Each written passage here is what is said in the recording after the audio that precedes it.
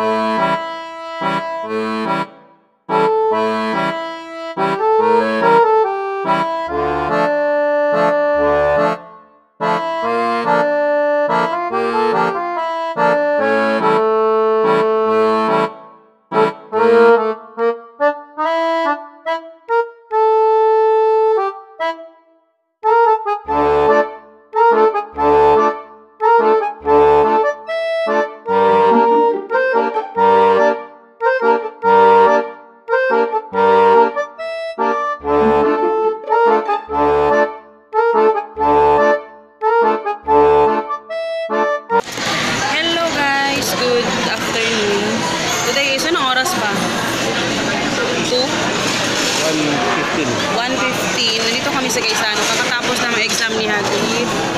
Ayan. Tapos pumunta kami dito para mag-snack. After this, uuwi na kami. Kasi silang dalawa tawag din. Potato fries, yung akin is yung sagu. Kain. Share daw si mama. Karap.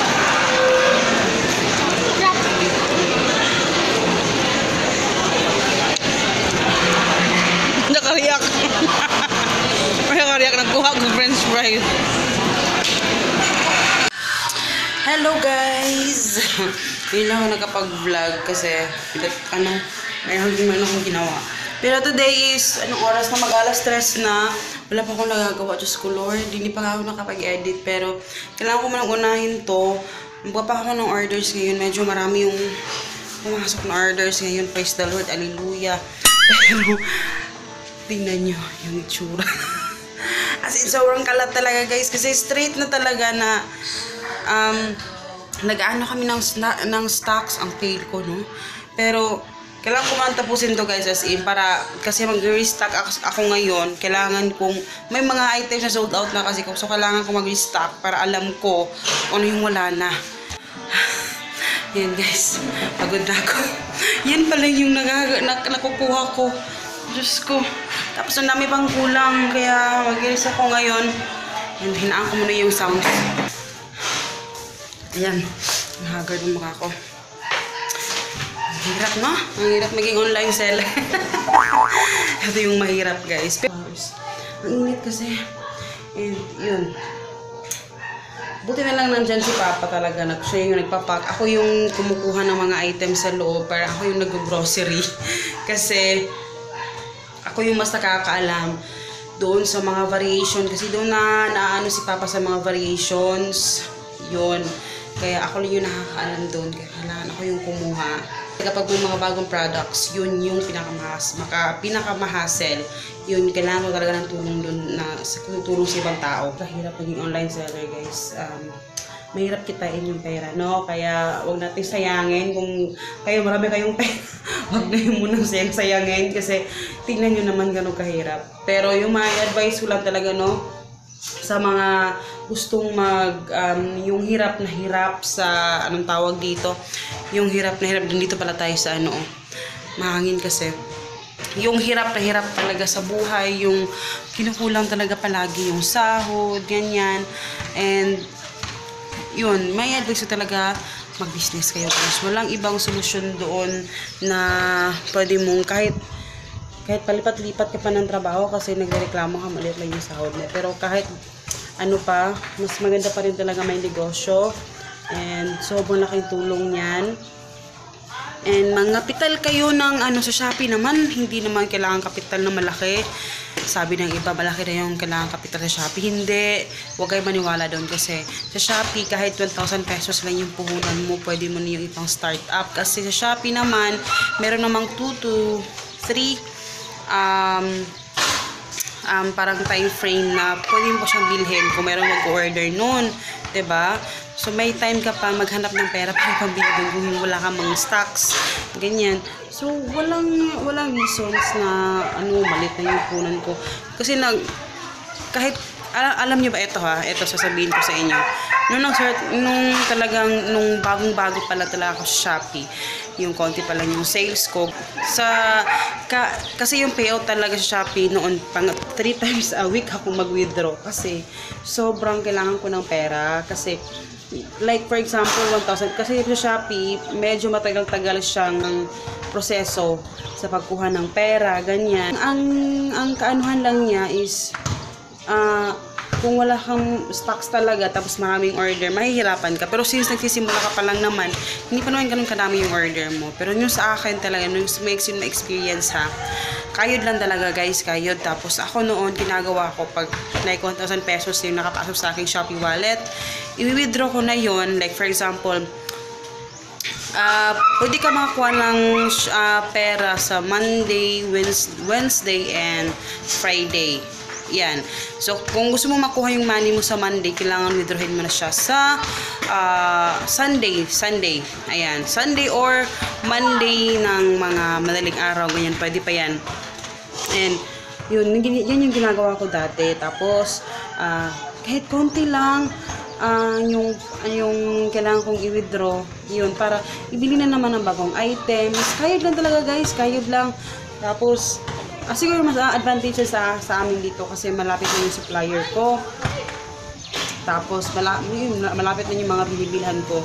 Compared dyan sa Manila, medyo malayo, no? So yun yung disadvantage kasi maluluwi kayo dun sa mga pamasahe. Pero kung mayroon namang malapit na maanuhan ninyo, yun yung may advice ko. Kaya yun yung ginagawa ko guys. Hindi ko walang namalaya na dumami na pala yung items ko. Kasi pinaikot-ikot ko na lang siya. Minsan, hindi naman yung paikot-ikotin mo lang lahat. Hindi halos kaya hindi kukuha dun sa kita mo. Kasi kailangan mo rin kunan yun sa mga expenses mo, sa mga bills. Siyempre, gumagamit tayo ng internet, ayan, kuryente. So, kailangan din natin siyang kaltasan ng ganyan.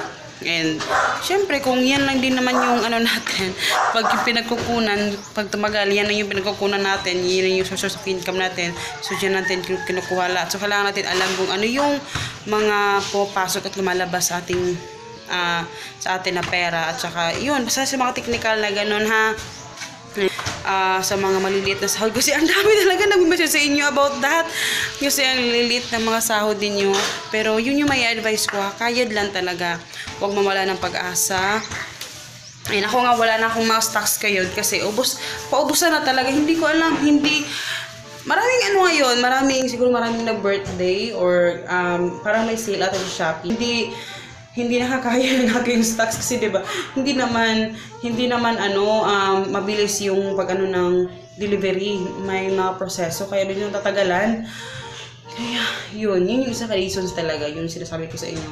Hindi siya pwedeng pambayad ng bills kasi made-delay talaga yung mga bills. Yun, wag na tayo mareklamo. Maging thankful lang tayo kay Shopee kasi natutulungan niya tayo, 'di ba? Nakaka-benefit sila sa atin, nakaka-benefit din tayo sa kanila. Mas nakaka-benefit tayo sa kanila. Kasi, 'di ba, libre yung mga ginagawa natin sa Shopee sa pagsali, 'di ba? Pakita ko sa inyo kung ano yung mga ginagawa ko ngayon kasi minsan na ako nagpapakita kasi pag mayroon akong ginagawa, nag-restock ako, hindi talaga ako nagba-vlog kasi nga nahihirapan ako, tsaka pagod na ako pag nag-restock ako. Isa, kusing ko lang to.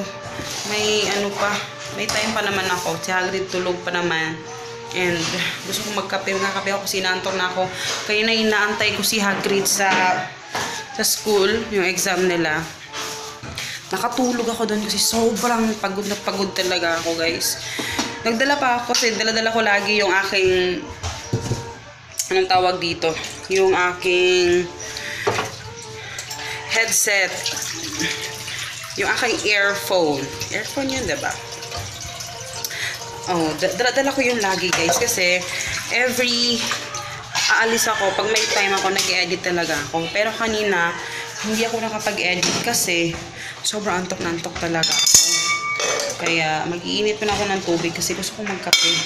Noong oras na mag-alas 4 na pala, Diyos ko Lord. Wait lang. Ayun, hindi ako nakapag-edit kanina. Kaya yun yung gusto ko talaga pag instead na camera na malilito din ako kung camera na lang yung kukunin ko or yung iPhone. Kasi nakita ko yung sa iPhone, maganda pala yung kuha niya. So feeling ko mas pinaka-convenient sa akin yung iPhone. Pero titignan ko pa kasi syempre nagnenegosyo ako. At saka hindi naman talaga full time ko ginagawa yung YouTube. Diba?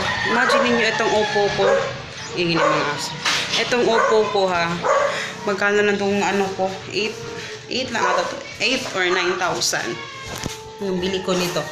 Pero, imagine niyo yun ha. Para-paraan talaga tayo. Kahit pag ganito-ganito na yung cellphone ko.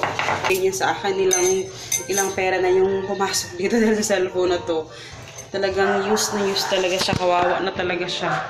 Kasi overused na siya. Overused. Tapos pala kanina guys, yun, kumain kami dun sa nag-snack lang kami. Ano naman ako kay Papa kasi nag-away kasi kami kanina. Parang may pinag-awayan kami kanina konti. Nagtampo siya. So nagalit siya sa akin. Pero kahit nagtampo siya, talagang hinatid niya sa akin. Nirimit talaga yung sahod niya. Nagulat niya ako kasi kanina nandun ako sa school, hinihintay ko si Hagrid, nakaupo lang ako doon. Akala ko hindi siya pupunta. Nagulat ako nandun siya. Kung sabi ko, bakit ka dito? Hey, di ba galit ka siya sa akin? Sabi niya, nandito ako para i-remit yung sahod. Yan naman tayo eh. Yun talaga eh. Boss tayo eh. Boss tayo. Kaya ayun, ano talaga si Papa, nagre-remit talaga siya sa akin. Talagang nire-remit niya lahat yun, pati yung payslip. Pati yung payslip talaga, nire-remit niyan. Pinapakita talaga yun yung mga deductions. Sana lang hindi siya magbago na. Ever since naman, ganyan naman talaga siya. Pero sana lang hindi siya magbago talaga. Yun lang naman yung hinihiling ko kay God. Yan. So yan, siguro papaalam na lang ako dito guys, no? Kasi feeling ko hindi na ako makaplug din mamaya eh. Kaya dito na lang ako kasi alam ko na chika sa inyo.